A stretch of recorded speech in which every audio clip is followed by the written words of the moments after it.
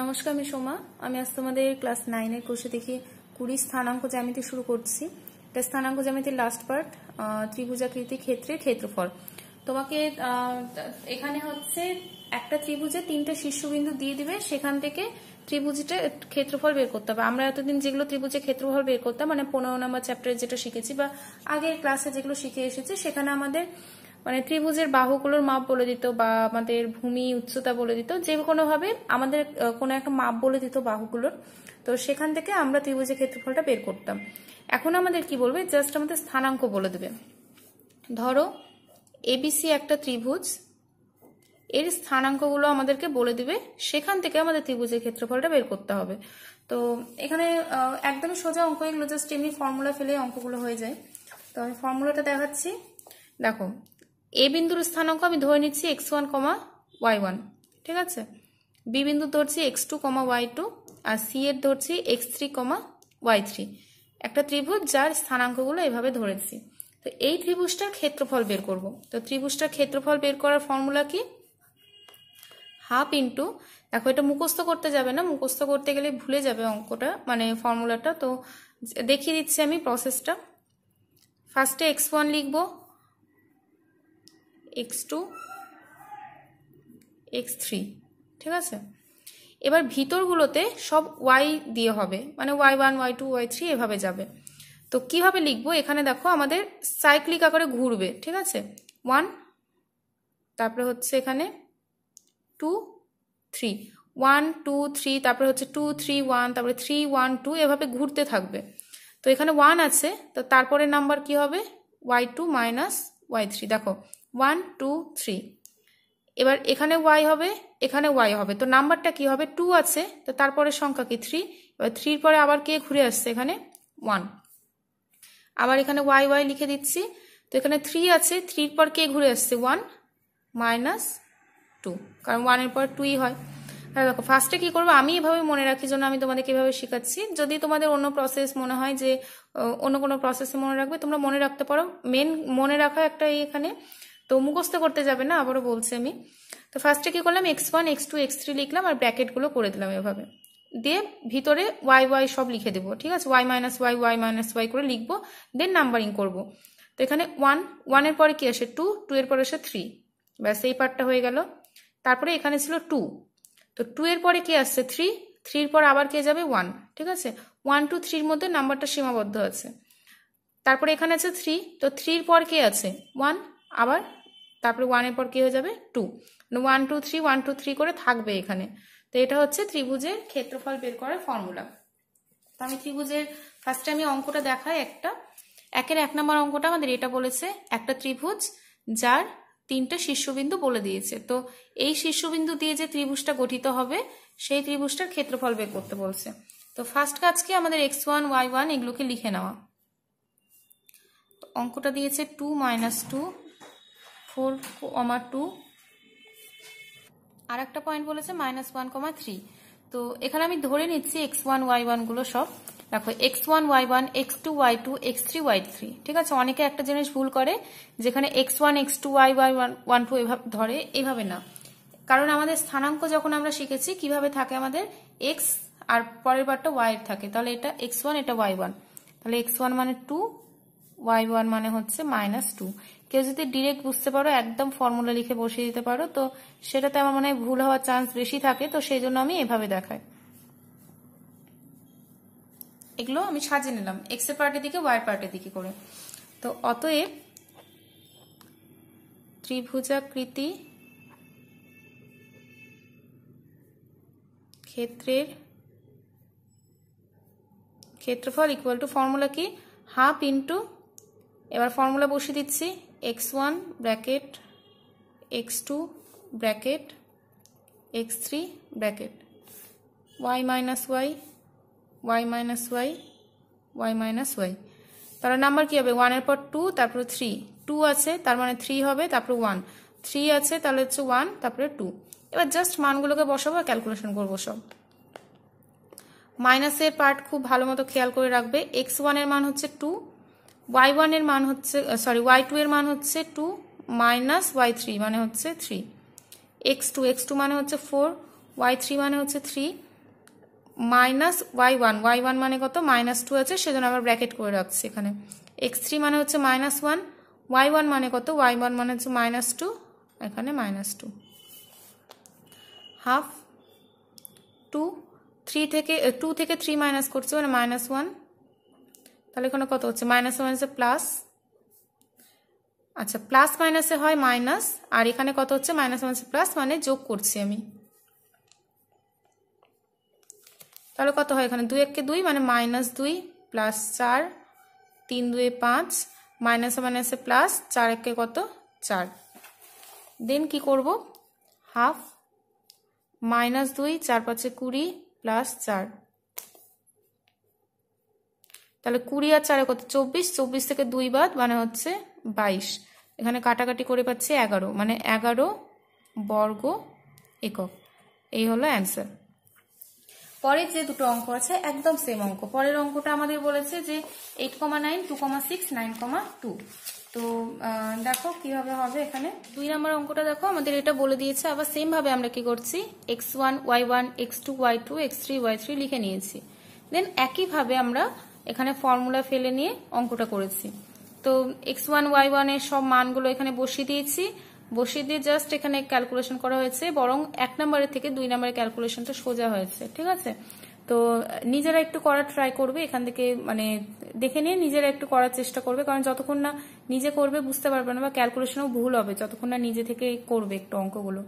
তো এই হচ্ছে আমাদের 2 নম্বরের অঙ্ক। 3 নম্বরটা আমি একটু বলবো। 3 নম্বর অঙ্কটা আমাদের এরকম দিয়েছে, দুটো বিন্দু দিয়েছে আর একটা বলেছে মূল বিন্দু। ঠিক আছে, তো মূল বিন্দু মানে আমরা নর্মালি কি জানি, 0 0 জানি। তো এই মূল বিন্দুর জায়গায় আমরা মনে মনে 0 0 ভেবে নিচ্ছি। তাহলে x1 y1 x2 y2 x3 y3 মানে কি 0 0 হচ্ছে। 3 নম্বরটা আরো ইজি, কারণ বেশিরভাগটা 0 দিয়েছে যেহেতু আমাদের।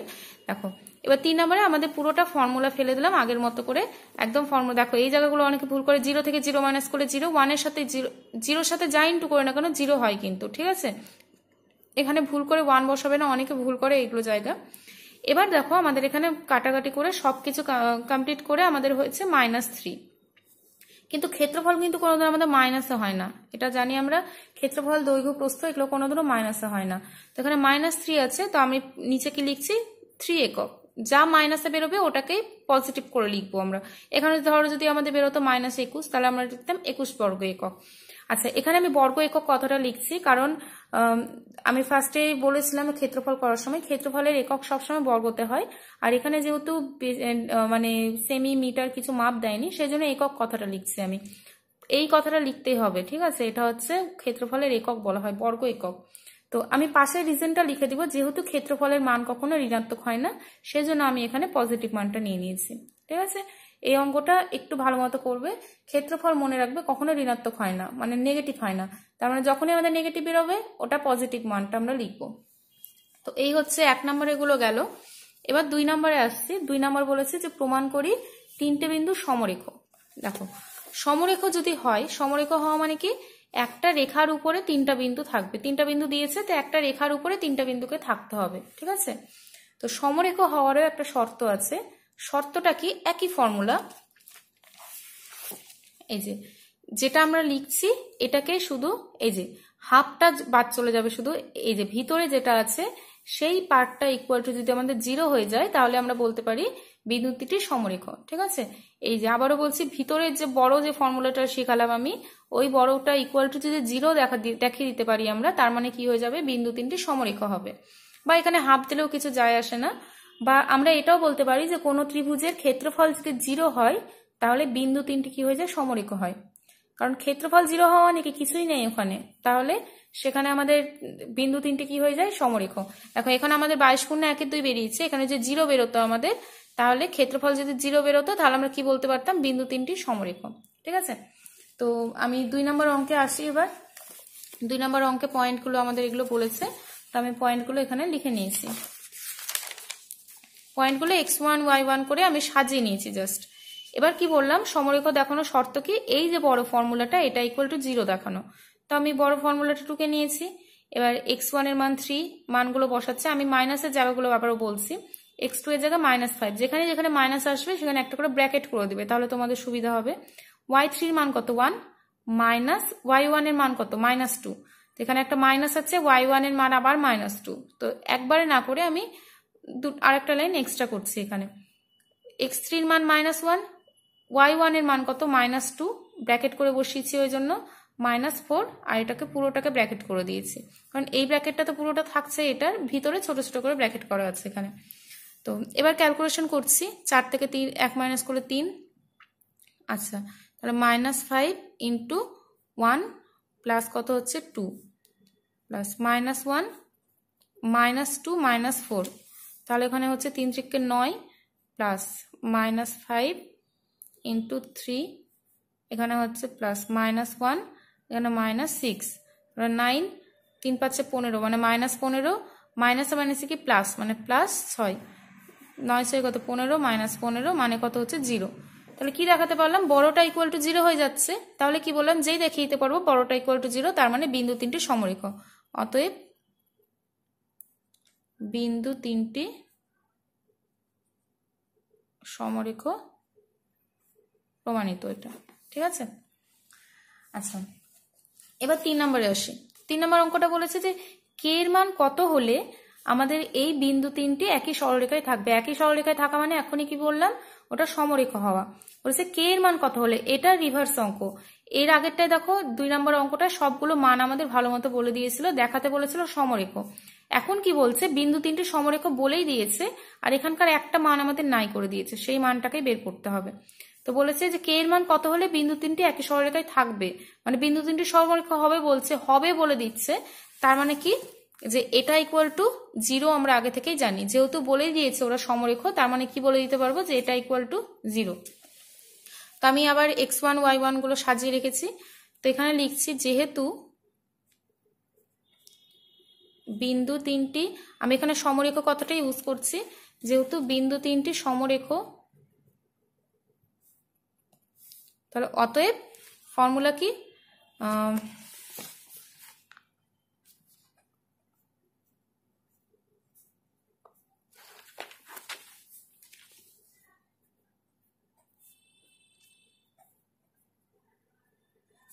Equal to 0। এবার জাস্ট মানগুলো বসাবো আমি। x1 মানে হচ্ছে 1, y2 মানে হচ্ছে -1, আর y3 মানে হচ্ছে মাইনাস আছে একটা, আর y3 মানে আবার -1, x2 মানে 2, y3 মানে -1, মাইনাস আছে একটা, y1 মানে আবার -1, x3 মানে হচ্ছে k, y1 মানে হচ্ছে -1, মাইনাস আছে, আর y2 মানে হচ্ছে -1। তাহলে কত হচ্ছে এখানে 1, -1 মাইনাসে মাইনাসে কি +1, 2, -1 মাইনাসে মাইনাসে কি +1, k, -1 মাইনাসে মাইনাসে +1। তাহলে দেখো এখানে কি হচ্ছে 1 × 0, 2 × 0, k × 0 ইকুয়াল টু 0। দেখো অঙ্কটা একটু আলাদা, আমাদের এখানে k এর মানটা বের করতে বলছে।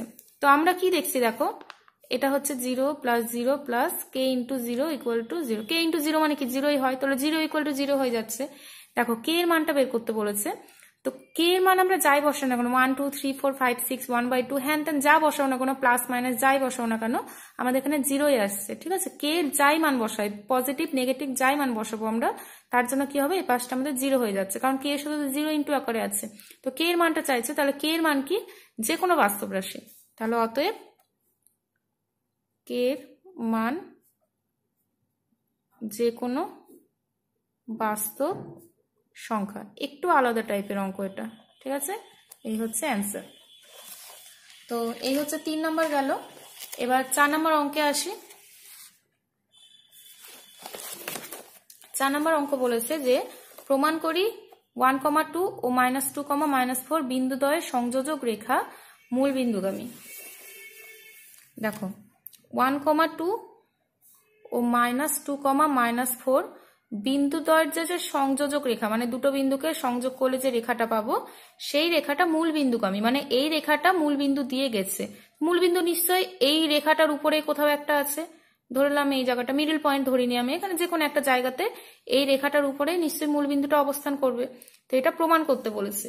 তো ওটা প্রমাণ করার জন্য যদি আমরা এটা প্রমাণ করে দিই যে এই 3টে বিন্দু সমরেখ, দেখো ওটা প্রমাণ করতে গেলে তো এটাই করতে হচ্ছে যে বিন্দু 3টি সমরেখ। বিন্দু 3টি সমরেখ হলেই কি হচ্ছে, যে এই দুটো বিন্দু মূল বিন্দু দিয়ে যাচ্ছে, তাই তো? তাহলে ওটা প্রমাণ করার জন্য আমরা ঘুরিয়ে প্রমাণ করছি বিন্দু তিনটি সমরেখ। তো ফার্স্টে আমরা ধরে নিচ্ছি যে ধরি x1 equal to 1, y1 equal to 2, x2 minus 2, y2 minus 1, x3 0, y3 0। তো এখন আমাদের কি প্রমাণ করতে হবে? এখন প্রমাণ করতে হবে যে বিন্দু তিনটি সমরেখ। আমরা এটা এখন প্রমাণ করব। সমরেখ প্রমাণ করার শর্ত কি? বড়টা ইকুয়াল টু 0 প্রমাণ করা।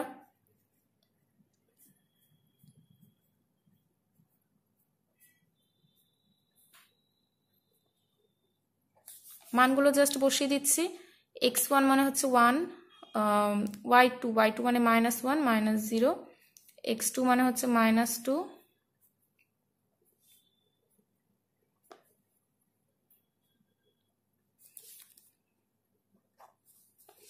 তাহলে কত হচ্ছে এখানে 1 -1 প্লাস -2 ইন্টু -2 প্লাস এই পার্টটা পুরোটা 0 হয়ে যাচ্ছে।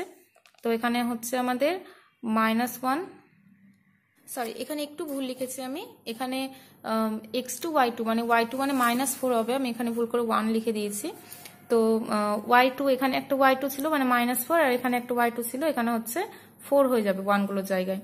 তো এই পার্টটা যদি 0ই হচ্ছে তো এখানে হচ্ছে -4, তো এখানে আবার -4 হবে, আর মাইনাসে মাইনাসে কি প্লাস 2 দুগুণে 4, তো কি হয়ে যাচ্ছে 0। তার মানে এটা ইকুয়াল টু 0 হচ্ছে, তাহলে কি হয়ে যাচ্ছে সমরেখ। তাহলে অতএব যেহেতু বিন্দু তিনটি সমরেখ, তাহলে অতএব কি লিখতে পারবো যে 1,2 যেটা প্রমাণ করতে দিয়েছে সেটাই লিখে দেবো। এত এর সংযোজক সরল রেখা মূল বিন্দুগামী। এই হচ্ছে প্রুভড। ঠিক আছে। 5 নম্বর অঙ্কটা সেম, মানে এটার মতোই একদম সেম টাইপের, শুধু ফার্স্ট পার্টটা খুব আলাদা হচ্ছে। 5 নম্বর অঙ্কটা বলেছে যে প্রমাণ করি 2,1 ও 6,5 বিন্দুদ্বয়ের সংযোজক সরলরেখাংশের মধ্যবিন্দুটা এই দুটো বিন্দুর উপর অবস্থিত। দেখো একটু আগে কি বলেছিল যে এই দুটো বিন্দু মধ্যবিন্দুতে যাবে, এখন কি বলছে যে এই দুটো বিন্দুর যে মধ্যবিন্দু মূল বিন্দুতে যাবে বলেছিল, আর এখানে বলছে যে এই দুটো বিন্দুর যে মধ্যবিন্দুটা, ঠিক আছে, এই দুটো বিন্দুর মিডিলে যে বিন্দুটা অবস্থান করবে সেই বিন্দুটা এই দুজনের মধ্যে অবস্থিত হবে, মানে এই দুজনের যে সরল রেখাংশ তার উপরে অবস্থিত হবে। তো আমি একটু ছবিটা একে তোমাদের বোঝালে সুবিধা হবে হয়তো। দেখো দুটো সরলরেখা, দুটো বিন্দু বলেছে, তার মধ্যবিন্দু ধরলাম এটা। এই বিন্দুটা কি বলেছে আবার -4, -5 আর 9,8 দুটো বিন্দুর যে সরলরেখা তার উপর অবস্থিত হবে। তার মানে কি এই যে বিন্দুটা পাবো, মানে এখানে ধরো বিন্দুটা আছে, ওই বিন্দুটা আর দুটো বিন্দু একই সরলরেখা অবস্থিত দেখাতে হবে, মানে তিনজনকে সমরেখ দেখাতে হবে। ঠিক আছে, এখানে এইটুকু পার্ট শুধু এক্সট্রা করতে হচ্ছে। তো যার মধ্যবিন্দু বের করতে বলেছে আমি মধ্যবিন্দু বের করছি। মধ্যবিন্দু বের করার ফর্মুলা জানো যে এটার ফার্স্ট প্লাস এটার ফার্স্ট বাই 2, এটা সেকেন্ড প্লাস এটা সেকেন্ড বাই 2, মানে ফর্মুলা কি x1 plus x2 by 2, y1 plus y2 by 2। ঠিক আছে, এটা 19 নম্বর চ্যাপ্টারে ছিল। তাহলে 4 দুগুণে 8, 3 দুগুণে 6, মানে আমাদের মধ্যবিন্দুটা বেরোচ্ছে এটা। তাহলে কি প্রমাণ করতে হবে? নেক্সট যে দুটো পয়েন্ট দিয়েছে তাদের উপরে এটা অবস্থিত হবে, তার মানে তিনটা বিন্দুকে সমরেখ দেখাতে হবে। তো তার জন্য আমি এখানে ফর্মুলাটা লিখে নিলাম একবারে। ঠিক আছে, এখানে আমি x1 y1 গুলো সাজিয়ে মানে লিখে নি, আর কারণ আশা করি অঙ্ক অতগুলো করলে এখানে তোমরা নিজেরাই বাকিটুকু করতে পারবে, এখান থেকে দেখে দেখে করতে পারবে। তো আমি ডিরেক্ট বসিয়েছি। দেখো x1 মানে কি এটা -4, y2 মানে কি x1 y1, x2 y2 মানে হচ্ছে 8, মাইনাস y3 মানে করতে হচ্ছে 3, x2 মানে হচ্ছে 9, y3 মানে কত 3, মাইনাস y1 মানে কত, এই যে -5, ওই জন্য ব্র্যাকেট করে দিয়েছি। x3 মানে হচ্ছে 4, y1 মানে কত -5, মাইনাস y2 মানে কত 8। তো এখানে ক্যালকুলেশন করলাম, এগুলো আমি করে নিয়ে এখানে কত হচ্ছে -20 আর এখানে 5 3 কত 8, প্লাস মাইনাসে কি মাইনাস, এখানে প্লাস মাইনাসগুলো খুব ভালো মতো দেখে করবে, কারণ একটু এদিক ওদিক হলে ভুল হয়ে যায় এগুলো। তাহলে 72 থেকে 20 বাদ দিচ্ছি, 52 -52 আছে, তাহলে কত হয়ে যাচ্ছে এখানে 0। তার মানে কি ওরা সমরেখও দেখিয়ে দিতে পারলাম আমি।